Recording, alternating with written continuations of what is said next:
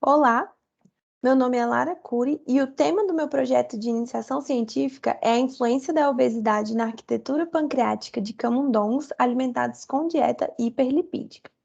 Então, para fazer uma breve introdução sobre o tema, o pâncreas ele é um órgão glandular que participa da regulação do metabolismo sistêmico da glicose e da digestão dos alimentos. E sabe-se que a obesidade vai estar associada à resistência à insulina, hiperglicemia, dislipidemia e hipertensão, que juntas vão ser denominadas de síndrome metabólica.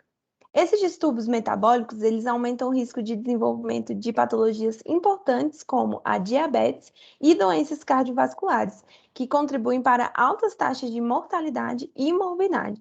Então, essas alterações associadas à síndrome metabólica desencadeiam diversas respostas compensatórias, que podem levar a mudanças adaptativas tanto na massa de células quanto nas funções das células. Então, muitos estudos objetivam a caracterização morfométrica das células pancreáticas e as possíveis consequências de uma dieta hipercalórica na arquitetura pancreática dos camundongos foi o objeto de estudo do meu trabalho. Então, utilizou-se, portanto, 9 camundongos que foram divididos aleatoriamente em dois grupos. Um grupo controle, que recebeu uma dieta padrão, e um grupo high fat, em que a dieta deles teve caráter hiperlipídico.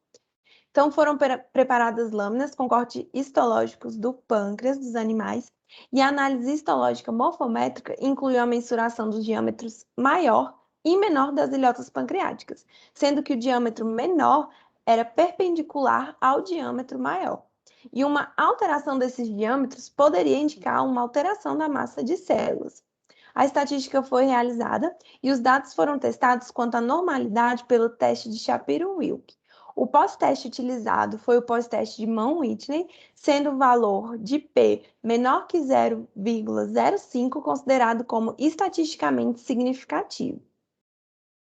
Então, como podemos observar, apesar de haver uma diferença entre os valores do grupo controle e do grupo high fat, essa diferença não apresentou uma significância estatística, como podemos observar aqui nos gráficos, né?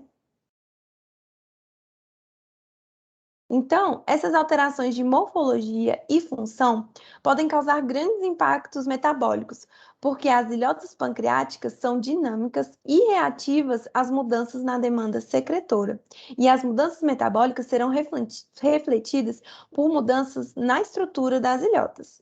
As células endócrinas, incluídas nas ilhotas pancreáticas, são responsáveis por mediarem essa função reguladora do pâncreas na homeostase da glicose e podem sofrer alterações na sua massa, como eu havia falado anteriormente, e possivelmente na função propriamente dita. Então, diversos estudos obtiveram como resultado uma redução específica da massa de células beta quando em estresses metabólicos. E essas células beta são células presentes nas ilhotas e são responsáveis pela secreção do hormônio insulina.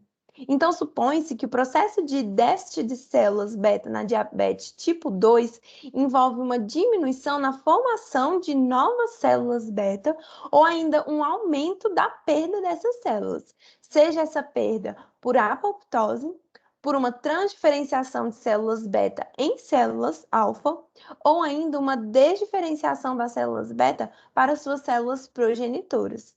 São esses os mecanismos importantes de falha celular das células beta na diabetes.